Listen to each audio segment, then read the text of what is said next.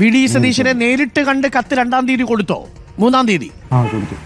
പക്ഷെ പ്രതിപക്ഷ നേതാവ് വി ഡി സതീശൻ പറഞ്ഞത് ആ കത്ത് കിട്ടിയിട്ടില്ല എന്നാണല്ലോ. അന്ന് ശരത് ലാൽ കൃപേഷ് ലാലിന്റെ വിധി വന്ന ദിവസമായിരുന്നു. അവിടെ ഈ കത്ത് തുറന്നു നോക്കിയോ പ്രതിപക്ഷ നേതാവ് വി ഡി സതീശൻ? കൊടുത്തു. കത്ത് തുറന്നു നോക്കി വായിക്കുകയും ചെയ്തു. 10-15 മിനിറ്റ് അവിടെ ഇരുന്നിട്ടാണ് ഞങ്ങൾ പോയിരുന്നത്.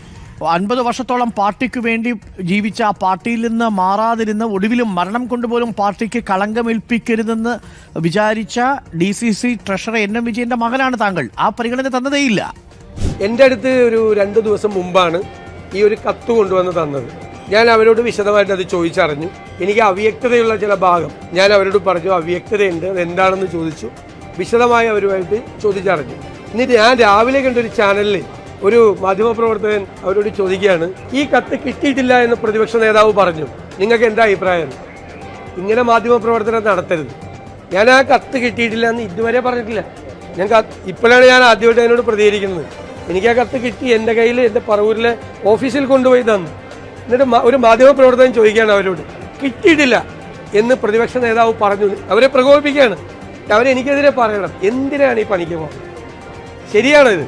ഇതാണോ മാധ്യമപ്രവർത്തനം? അത് ഞാൻ മോശമായിട്ടൊന്നും അവരോടൊരു വാക്കുപോലും പറഞ്ഞിട്ടില്ല. അതിങ്ങനെ ചോദിക്കുകയാണേ, എന്തിനാ ഇങ്ങനെ മാധ്യമപ്രവർത്തനം നടത്തുന്നത്?